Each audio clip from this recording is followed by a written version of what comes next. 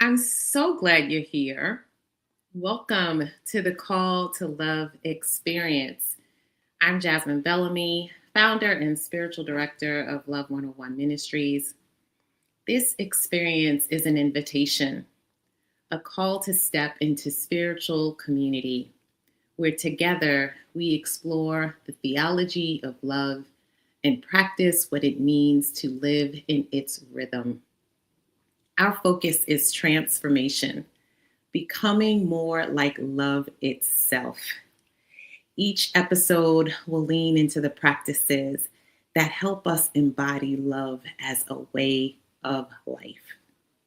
So I invite you to slow down, light a candle, take up your journal, open your heart as we enter this sacred space together. Thank you for being here.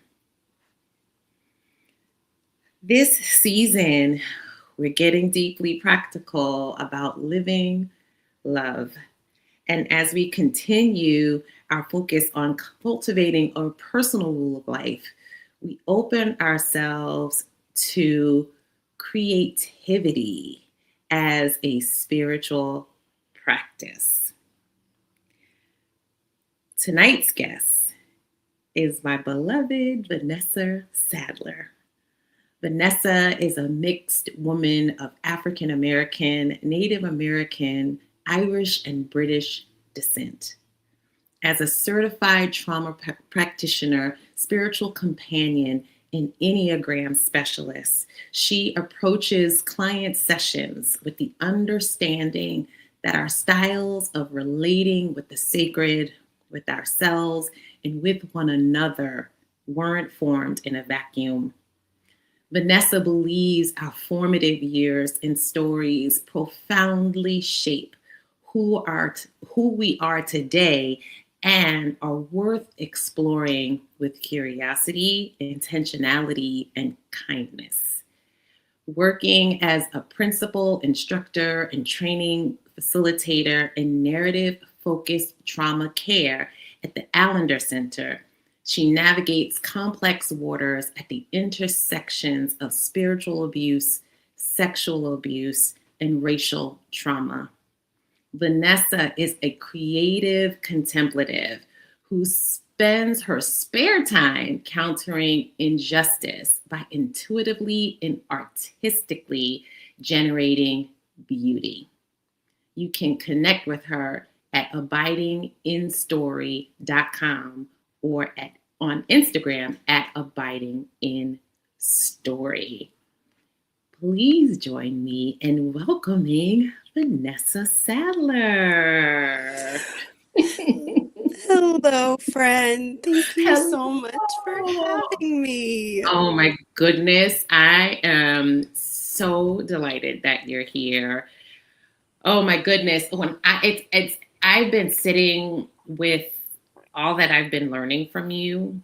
I often talk about the beauty of spiritual community, and I'm just so delighted that we have been in community for the last several years, and how this is just one of the few conversations we've had one-on-one, but we've been talking in a communal setting for so long. So I've just learned so much from your wisdom, from your insight. I'm always listening deeply when you're speaking. And so I'm just so delighted that you would say yes, that you would come join us today, because I'm so blessed to be able to amplify your voice and welcome your voice into our community. So thank you so much for being here. Well, I assure you that feeling is very much mutual and reciprocal, and yours is a presence that I anticipate in those communal spaces as well, and the work that you do and the voice that you have. So I've been looking forward to this conversation and what might unfold in this space together. Yes, me too. I'm excited. And there's so much, we were talking offline behind the scenes, just how timely this conversation is. And so I can't wait to get into it.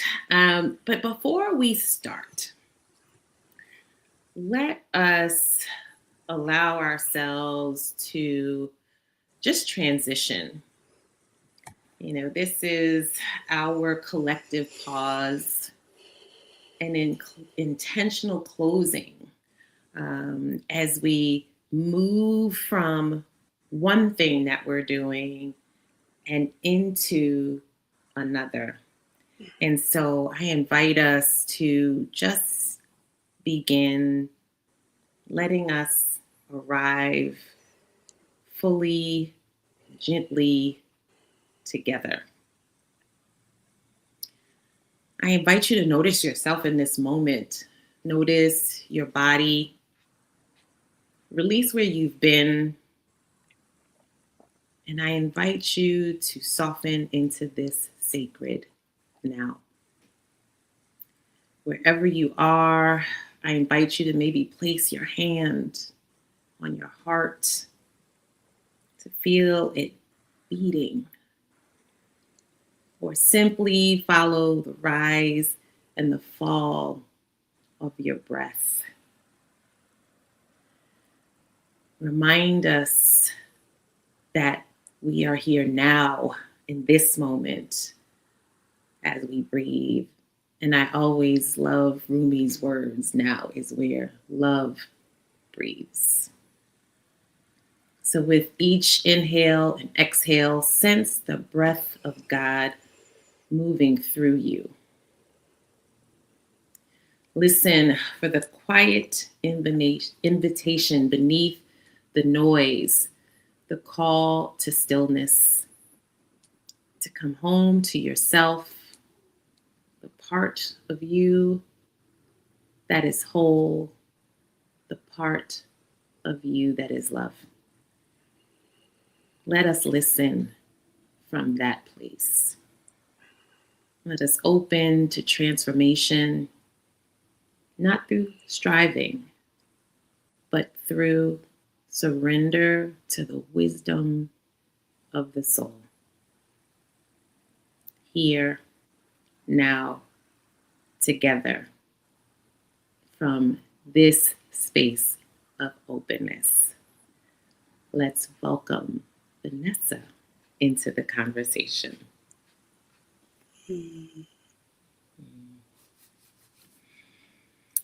Thank you, thank you, thank you so much for being here. When I want to start actually with the question that I threw out to you earlier, just getting a sense of your own formation and origin story. I'm so fascinated when we're in community to learn more about my beloveds that I spend time with. And so, can you share about your formation journey and what led you to create Abiding in Story? Like, what were the inner and outer movements that shaped this work? Yeah. And thank you so much for that grounding. Helped me arrive after kind of even just an activating day for me. So I'm really grateful. I wasn't raised in my early years going to an institutional church or faith community. I grew up in Colorado. I really felt like the Rocky Mountains were standing guard over me. I like to say that creation was my sanctuary before I knew what one was. And that was long before I knew about my cultural heritage or connection to the earth. But I was introduced to an evangelical faith context in middle school, and it was in a retreat setting. So it was a fall youth retreat, and it was on beautiful land that belonged to the youth minister's family. And looking back, I would say that it was probably my first contemplative experience with solitude and stillness. They gave us this sheet of paper, and I'm sure it had some Bible verses on it and some open-ended questions. And they gave us a Bible, and we were all split up and we had time to ourselves, and then we were supposed to come back and discuss it. But when I was alone, I couldn't tell you what the verses on that paper were or what we talked about later or much else from the retreat itself, but I remember being in a guest room and sitting alone in silence and watching the fading light of the day stream in through a westward facing window. And I remember that while the breeze blew the thin linen curtains, I was entranced. And I remember feeling loved. Mm-hmm. Mm-hmm. And I'm pretty sure it was my first meditative experience Mm-hmm. before the evangelical church kind of took hold. And I think that I spent the first part of my adult life maybe trying to get back Mm-hmm. to that kind of unitive experience of love. And Mm-hmm. so it was in my 30s, though, that a pilot program at the faith community I was a part of at the time was taking women who were in leadership through a program that combined contemplative experience with a psychological framework. And I was introduced to spiritual practices like Mm-hmm. Lectio Divina and the wisdom of the Enneagram and the Desert Mothers and Fathers. Mm-hmm. But it was the focus on the psychological framework that really Mm-hmm. started me on a trajectory of my own healing journey of the trauma in my own story. And that over time eventually led me to a 3-year training program in a modality called narrative focused trauma care. And that was through the Ellender Center at the Seattle School of Theology and Psychology. Mm-hmm. But at the same time that I was like in this immersive training program, I kept being drawn to this contemplative path, which I Mm-hmm. always describe felt like a homecoming and like returning to an inner knowing that I had all along. And Mm-hmm. so the last 2 years of that narrative focused trauma care program, I was also being trained as a spiritual director at the same time. And Mm-hmm. so between those two parallel tracks Mm-hmm. that I was walking, what would happen is as I was making connections in my own story and experiencing these deeper, really tender, precious moments in the presence of divine love, I would find myself in the wordless place, but also feeling like my heart was swollen, like, Mm-hmm. and feeling like it would burst if I wasn't able to find some kind of way to express externally what was happening for me internally. And that if I couldn't respond in an embodied way to the divine love that was making themselves known to me, and that the only way that I knew to respond was also without words. Mm-hmm. And so I began responding with mixed media art and poetry and movement and ritual and all Mm-hmm. the ways that intuitively felt like love expressing itself back Mm-hmm. as that deep calls to deep. Mm-hmm. But it was that confluence of those events in my life that a form of intuitive creative expression began to emerge. And I think it certainly plays a role and informs the work that I do. And abiding in story really is the weaving of spiritual direction and narrative trauma care in our personal and our collective stories. You know, our story is never just our story, it's nestled within context, within context, within context, personal, familial, cultural, and historical. And then there's always a greater love story that's playing out. It's a really long winded way of saying that the work I do has really largely been shaped by my own becoming, I think. First of all, like just the way you described your first contemplative experience, I feel like you help somebody see their inner contemplative today. Mm, Yeah, like like the detail in which you could share it. Um, there's just something so beautiful about inviting others to be able to see the contemplative moments that are surrounding them all the time. That in not being still, they could walk past and miss. And so, thank you for the beauty of that.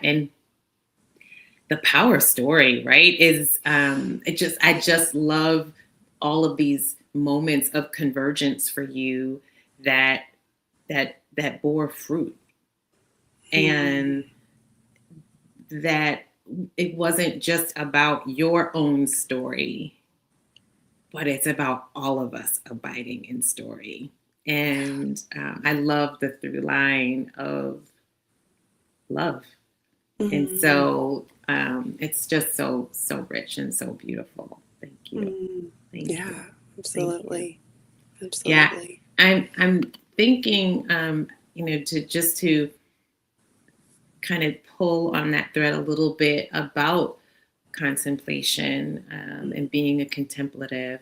When you hear the phrase creative contemplation, what stirs in you? How has creativity become a pathway for encountering the sacred in your own life? Yeah, yeah. Creative contemplation is different. It's different than producing or making something for profit.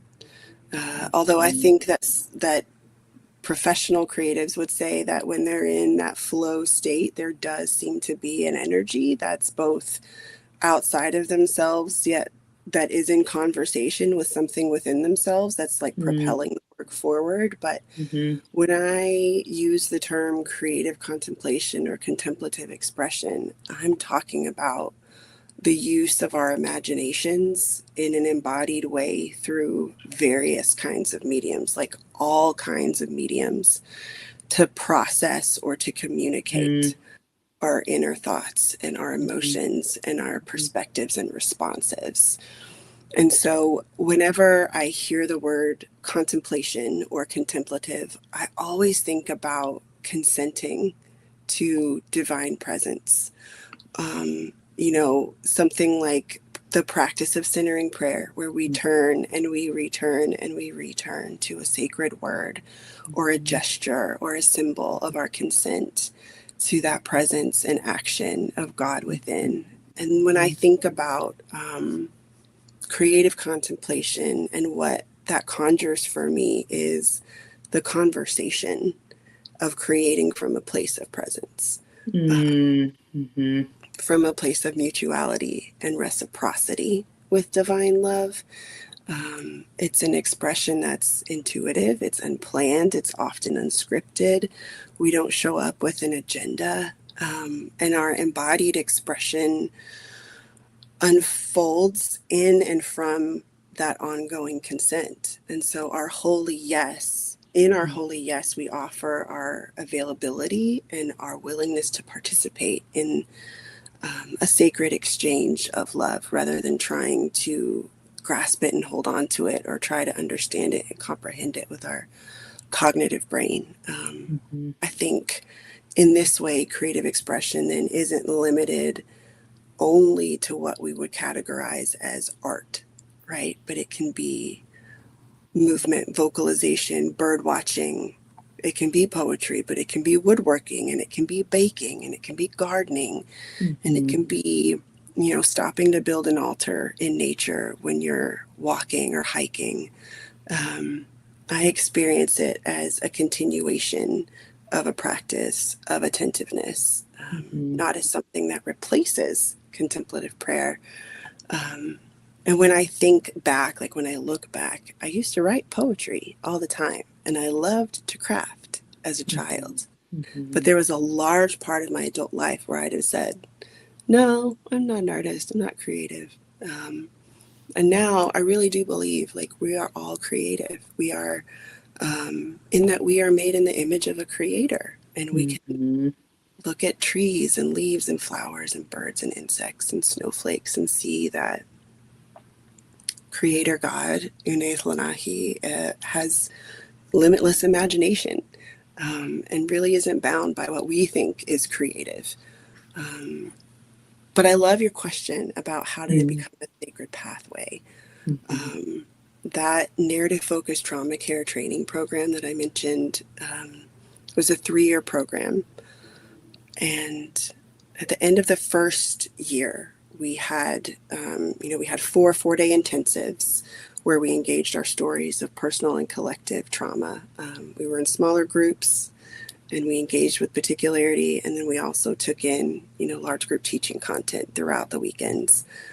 And then before our final weekend of the first year, we were given a project to sort of gather up all that we had gleaned from the year, from all of our notes and all of our story engagements and all the journaling that we had done in between weekends, trying to process everything that had come up, and to really sit with and consider the patterns and the themes that we had learned and seen in our lives and how we'd come to understand our trauma and our Mhm. suffering.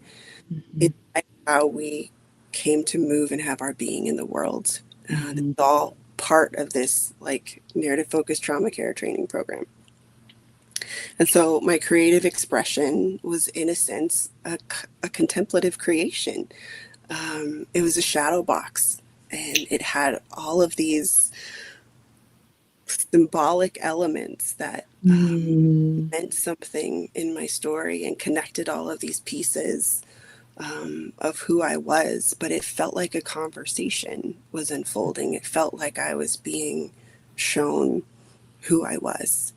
And I just haven't stopped co-creating with spirit Mhm. since. Mhm. Actually, when I facilitate retreat spaces, I love bringing art supplies to retreats and just carving out time for adults to let the ego fall away and to Mhm. enter these sweet moments of deep listening and to play and see Mhm. what emerges, Yeah. because it's so fun to be surprised. Right, right, right. Oh, I love that. And it's so funny because that whole co-creation with God to me is just one of the coolest things. And, so oftentimes in the morning, I'll just wake up and like, Spirit, what are we co-creating today? And what, and I love what you talked about, right? This surrender to it, that this is not about, I'm going to paint this thing, right? But to allow the consent to allow something to be birthed. And I think that's beautiful. you know i I was sharing that I've done this survey recently in my capacity as the executive director of Still Point, really looking at spiritual practices and what um, particularly for BIPOC contemplatives, what what is most meaningful for them. What are the practices they would want to lean into? Um, they what would they want to learn and become more familiar with? And I found it fascinating that in our data, and we gave a whole list of all these practices. But what I found so fascinating is the first thing they said that was repeated over and over again by our respondents was creative practices. That was the top of the Mm-hmm. list. And what was even more fascinating, all of the practices that we are, that you mentioned earlier, right? Like Alexia or prayer of examen or centering prayer, Mm-hmm. those were mid-tier. Mm-hmm. Mm-hmm. And so I just love that there's something unique and special and different that that particularly people of color are drawn to and know that they need as a part of their spiritual practice. So I just that's why I was like, this conversation is just so timely. Yeah. I it's like when I think about the conversation too, I have to say in the beginning, I felt like I wasn't so clear in the connection. When I think about how to um, move into this like embodiment space, when we think about, I think of creating of a rule of life or a love practice. I mean, I'm curious in the texture of your everyday life right now, what creative contemplative practices are you returning to? And how is it forming you, particularly how you live, express, and extend love? Yeah. I want to come back to your research Mm-hmm. because I'm not surprised, especially for people of color, because it does speak to that embodiment piece, Mm-hmm. um, and how um, coming home to our bodies Mm-hmm. is such active resistance work, Mm-hmm. and is also ancestral healing. Mm-hmm. Um, Mm-hmm. and Mm-hmm. so, and it's also a practice of presence, right? Like, Mm-hmm. and so that doesn't surprise me. And it makes Mm-hmm. me really happy and excited, Mm-hmm. actually, Mm-hmm. about Mm-hmm. what is possible. It's rare in the South that we get a true spring. It's hot. But part of my ancestral lineage is that there is a part of my ancestors who were called the river keepers. And we aren't near a river, but we do have a creek that's not very far from our house. And one of my practices is to go to the water, and to face the sun or to face the east, and essentially to baptize my feet and to baptize my hands, which was a daily ritual of my ancestors. Mm-hmm. Mm-hmm. And I think it's such a lovely embodied reminder of new mercies. Mm-hmm. Mm-hmm. Now, I don't make it there every day, every sunrise, but I try to get there as often as I can. And I think that my ancestors knew something long before the Greek philosopher Heraclitus, Mm-hmm. that the river isn't the same, then neither is the person. He said a person never steps in the same river twice because the That's river right. isn't the same and neither is the person. Yeah. Meaning that every day I come to the water, right? The water's different. The world is different. It's always changing. It's always in flux. And God willing, like, so am I. Like, I'm Mm-hmm. different. I'm not the same Mm-hmm. person I was the day before. I hope I'm a little bit more loving. Mm-hmm. I hope I'm Mm-hmm. slower to anger. I hope I'm slower to speak. I hope I'm willing to look at the logs in my own eye. Yeah. Yeah. So that's one practice. Yeah. I mentioned mixed media art. That's a go-to of mine. And I mix words with torn paper and layered paper. And that's something in the tearing.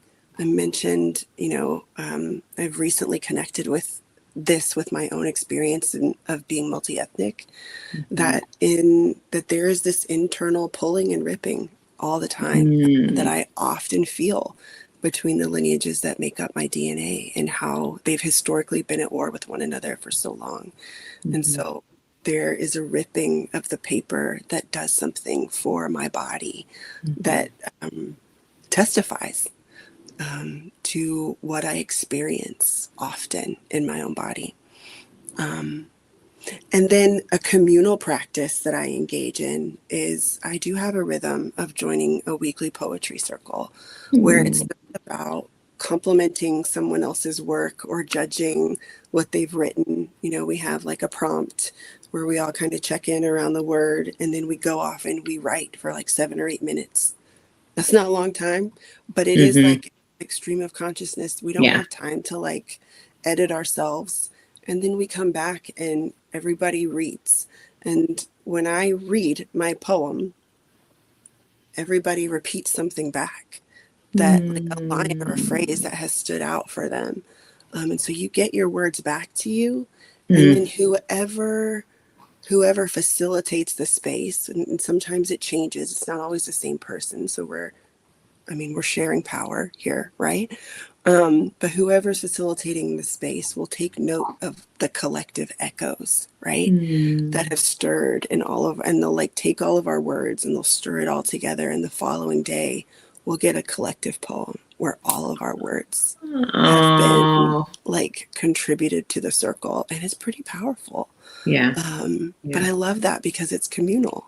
Yeah. Um, we write on our own, but we share with one another. And there's something about the vulnerability of that and the acceptance and the rawness and the non judgment that welcomes such a practice of what Howard Thurman talked about with the sound of the genuine. It's always Mm-hmm. quoted for the individual, But at the end of that speech at Spelman College, he said, if I hear the sound of the genuine in me, and if you hear the sound of the genuine in you, then it's possible for me to go down in me and to come up in you. Yeah. So that when I look at myself through your eyes, That's right. having made that pilgrimage, I will see in me what you see in me. Yeah. And the wall that separates and divides will disappear. Mm. And so I just think that we see the humanity in one another and Mm-hmm. create more space and make more room for love. Yeah. Um, Yeah. and for us to see one another through love's eyes.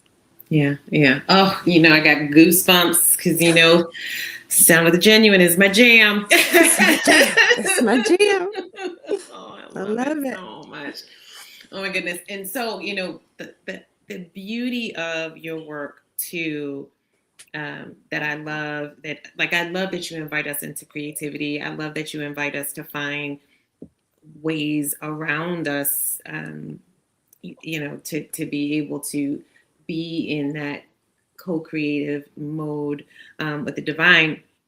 But I also am fascinated, by your trauma informed creative practice. Mm-hmm. And um, when I think about the times that we're living in, um, there is not just personal trauma. There is also a collective trauma. Mm-hmm. And so, how does trauma live in the body in ways that can shape or inhibit our creative voice? And what does a trauma informed approach to creative or contemplative practice look like in real, practical terms? And especially in a season like this. You caught me on a day. Um, Right, this is such a right. great question. I mentioned um, that I had an activating day. I live on the unceded territory of the Yuchi, Shawnee, Cherokee, and Choctaw. That's Salagi, Mhm, or the eastern band of the Cherokee, which is Middle Tennessee. mhm, And today, um, the House of Representatives in Tennessee and the Tennessee Senate, um, one of my children and I went to the state capitol and we sat in the gallery in the House of Representatives and we watched representative after representative contend and implore their constituents to stop the House bill that was hurriedly brought before the state of Tennessee just days ago to redraw congressional district lines in Shelby County, Tennessee, which is where the majority of Black people live in the state. So it's where the city of Memphis is. It's where we get the signage for I Am a Man. It's where the sanitation strikers' work took place. Assassination of Martin Luther King Jr. It's part of the heart of the civil rights movement. mhm, And so you're right when you say that we're living in a time of both personal and collective trauma. Um, and I will say on a tender note that I have wept many tears over the last several days, thinking about all that has been rolled back mhm, um, with the Supreme Court decision to gut the Voting Rights Act. mhm, Um, and so I'll even just say, like, a working definition of trauma is just too much, too fast, and too soon, mhm, in reference to the experiences that overwhelm the nervous system's capacity to cope. mhm, Like, so I think to answer your question, trauma takes up residence in our bodies mhm, in both personal and collective ways. mhm, I have stories that are unique to me and my experiences as a cisgender, heterosexual, multi ethnic woman who grew up partially in the West and partially in the South, mhm, particularly during the 1990s and 2000s, and in a largely evangelical context. And we all carry collective cultural and historical stories of colonization and mhm, enslavement and forced conversion and the Jim Crow era and white Christian nationalism. And so the way our body holds all of these stories can create an overactive nervous system. And the part of the brain that detects threat, which is the amygdala, goes mhm, into overdrive. And this can lead us into states of hyperarousal, where Mm-hmm. we're emotionally activated, or hypoarousal, where we're emotionally shut down. And the trauma response that we're typically associating with hyperarousal is that fight or flight. So, Mm-hmm. fight, moving against, defensiveness, kind of combativeness, or flight, moving away, or active avoidance or withdrawal. And then those trauma responses in hypoarousal are your freeze and your fawn. So the Mm-hmm. freeze is that dissociation, numbing, shutting down, zoning out. And then the fawn would be like moving toward people, acquiescing, and people pleasing. And so our memories are stored on a cellular level, and the work of Resmaa Menakem, my Mm-hmm. grandmother's hands, Mm-hmm. and Bessel van der Kolk in Mm-hmm. The Body Keeps the Score are both game changers when it comes to how trauma has been stored in the body. But between our hyper and hypo aroused state is this place that we call the window of tolerance. And in the window of tolerance, it doesn't necessarily mean that we are unaffected by life, but we're able to ground ourselves more readily, and we're open and present and curious. Mm-hmm. And we can regulate our emotions, even if they get intense for a moment. We can come down, and we can access reason and choice more freely. Mm-hmm. And we can, like, we want to be in that window of tolerance in order to enter that contemplative, creative state, because there's openness versus restriction. Mm-hmm. And we're not operating from a place of fear or defensiveness, or skepticism. I think one of the prerequisites for creativity is curiosity, Mm-hmm.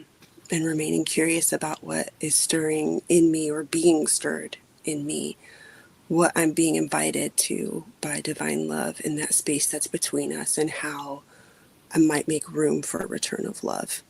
And so a trauma informed approach to creative contemplation, or to a creative contemplative practice, begins with kind of like a foundational shift, that the practice isn't necessarily postured toward transcendence, but it's about creating safety for Mm-hmm. honest presence. And for a lot of people, especially survivors of spiritual abuse, sexual abuse, racial trauma, attachment wounds, traditional contemplative spaces can unintentionally reenact Mm-hmm. situations of coercion or Mm-hmm. shame, and can create that disembodiment that Mm-hmm.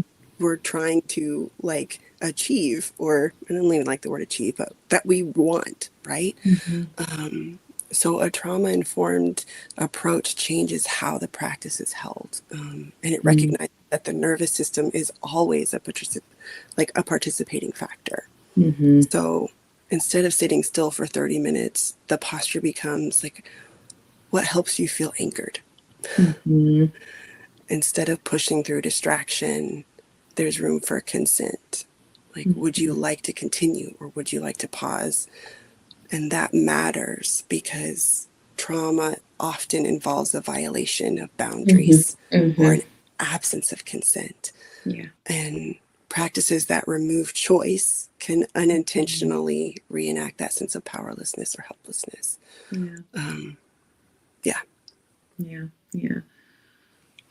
I'm just grateful that you exist in the world. I mean, there's no other way to really say it, because Mm. there's just, when we think about trauma informed care, um, as you were talking about the window of tolerance, what I often name that is this increased capacity for love, Mm-hmm. and that the practice of love helps create this capacity, so that there's an ability to move through things in a way, subtly almost, Mm-hmm. that we just wouldn't even know as possible. And so, as you were sharing that, I'm literally thinking about love, the practice of love, as it participates in that window of tolerance. Mm-hmm. Yeah, I just there's just so much there to think about. how Yeah. often we suffer, how often we suffer, and we don't even realize that Mm, the things that we're doing are actually activating it even more. And so I loved mhm. how you walked us through that. Yeah. You know, I notice myself holding my breath a lot when I'm in a Mm-hmm. contemplative creative space, like particularly when I'm afraid of making a mistake or Mm-hmm. becoming too attached to the outcome Mm-hmm. rather than the process. Like I'll catch Mm-hmm. myself and my shoulders are up here, Mm-hmm. or my Mm-hmm. body's tense, or I want something to go just right. Like I'm an Enneagram 1, can you tell? But even noticing it though is a grace, right? And an Yes, yes, invitation to return yes. to the presence of love and to the Yeah, welcoming and to the yeah, consenting to the yeah, action within. yeah, So yeah, yeah, yeah. yeah. No, that's so beautiful. It's interesting because I was even thinking about how I have been paying more attention to my own body and particularly my nervous system in the presence of people. Mm-hmm. You Mm-hmm. know, I've been noticing um, certain kind of energy that makes me, like like I'm like I don't feel good then, right? And Mm-hmm. I can I know what peace feels like in my body now, Yeah. Yeah. and I didn't always know it. Mm-hmm. And so, what I was thinking about too, or just even some of the practices that I know help me get to that place of peace, Mm-hmm. you know. And so I'm just grateful that there is that your trauma informed care is at work in the contemplative world and particularly in spiritual direction. Mm-hmm. I just love the overlap of all of that. Um, you also talk about beauty, Yes. and you were mentioning resistance. And so when we think about the ongoing collective pain and injustice, you describe your life is intuitively and artistically generating beauty. How do you understand beauty as a form of resistance or even healing in a world marked by trauma? Again, you caught me on a day. Um, Yes, yes, so I'll yes, try to get through this yes, part without tears or just yes. let It's them okay. come. The tears are always Um, welcome here. mm, I think that anytime we pause to recognize beauty or stop to wonder or to stand in awe, Mhm, as well as the moments that we take to create in the midst of a traumatized world, mhm, um, are never trivial. I mhm, think it's an act of defiance mhm, and a holy rebellion against everything that tries to degrade and to mhm, exploit and to diminish our mhm, personhood and our mhm, dignity and our divinity and our humanity, like in the midst of our humanity. And trauma narrows the imagination. Um, and ongoing systems that are shaped by violence breed exhaustion and numbness and disconnection. And in that kind of world, creativity becomes more than self expression. mhm, Um, it interrupts despair, mhm, um, and it mhm, insists that what is devastating in the moment doesn't get the final say. Um, mhm, we choose color after things look bleak and gray, and we shape clay with trembling hands, and we sing louder uh, than when silence felt safer, and we dance more boldly in a body that was told to disappear. Like these aren't minor gestures. mhm, they're declarations that we are still Mm, here, that mhm, we are still here. mhm, mhm, I don't know if Tennessee State Representative from Memphis, Justin Pearson's speech for the House was recorded by anyone. I hope it was. I'm sure it was. But I encourage people to go listen to it. But that was his refrain. Like, we are still here. We're still here. And creating beauty is that pathway back to embodiment, mhm, mhm, mhm, especially for people of color. And we have been disconnected from our bodies for mhm, so long. mhm, But artistic expression invites us to gently return, like to mhm, rhythm and to vibration and to soil beneath our fingernails, mhm, mhm, to mhm, breath, if spoken mhm, word thing. And these are experiences that anchor us mhm, back to the present moment and that remind us that our bodies are not only sites of pain, but mhm, they can be places where we experience connection and pleasure and goodness and joy.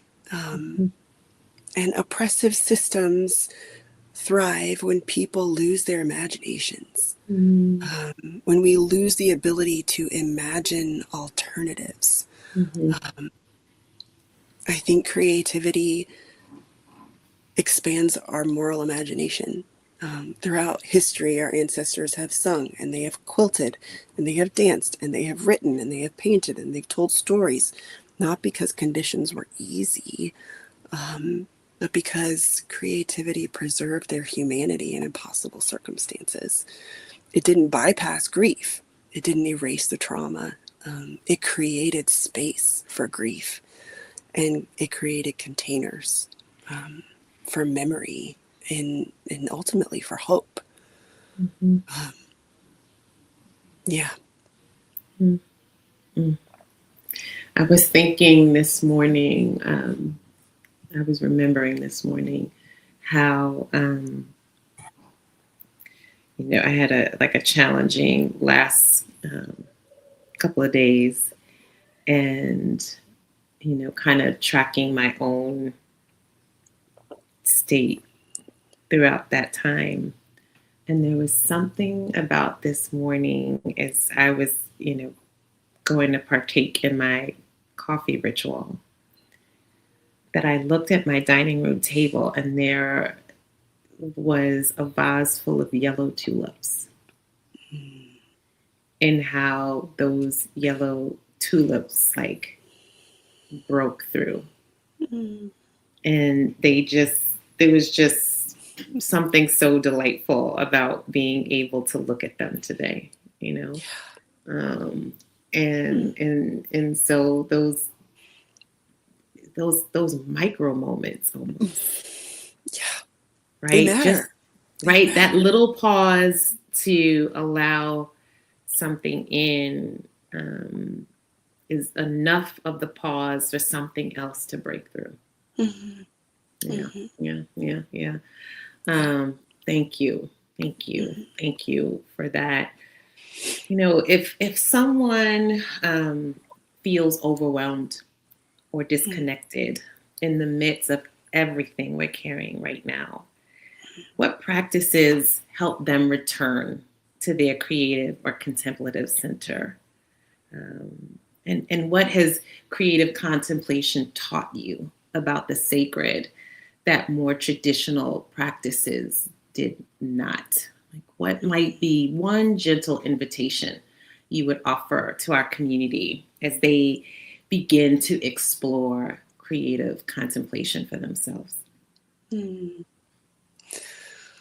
Yeah, in some ways, I can't answer the first question because I believe Mm-hmm. that it is so instoried for each of us. I think what connects me to my creative contemplative center will be vastly different than what connects you to your contemplative creative center because our stories are different. But I often ask people, what were the things you enjoyed as a kid? Mm-hmm. If Mm-hmm. music was something you enjoyed, if it was something that soothed you, right? That might Mm-hmm. be something that reconnects you to your center. Words Mm-hmm. were, they still are, along with nature and being outdoors. And so when we think about like attachment, right? As children, we often think about attachment solely to our primary caregivers, but we also had attachment to like faces of our teachers. Mm-hmm. What was that subject? We had Mm-hmm. attachment to our coaches. What was that sport? We experienced safety or felt safe in certain rooms of our home, Mm-hmm. even if it was just a closet. Mm-hmm. It might be that sitting in your closet soothes your nervous system Mm-hmm. enough to tap into a creative center. There's no Mm-hmm. rule that says you have to write sitting in a chair, or that you have to paint at a table, or Mm-hmm. that you have to only dance in a studio. Mm-hmm. Maybe you start by lying on the floor with just your breath and noticing.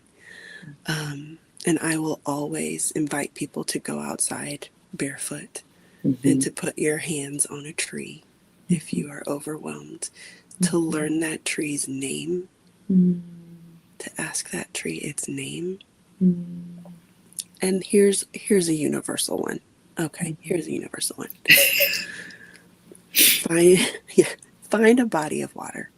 Mm-hmm. Find a moving body of water, whether it's a creek or a lake or a waterfall or a fountain in the middle of a park.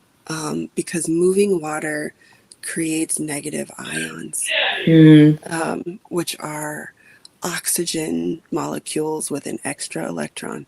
And inhaling those ions actually increases serotonin in our brains. Mm-hmm. A biochemical that reduces stress, it improves the flow of oxygen, and it creates a calming effect in our bodies. And so go be near running water. I think I've been invited to be known by sacred mystery in ways I didn't know I needed and wanted to be known in creative contemplation.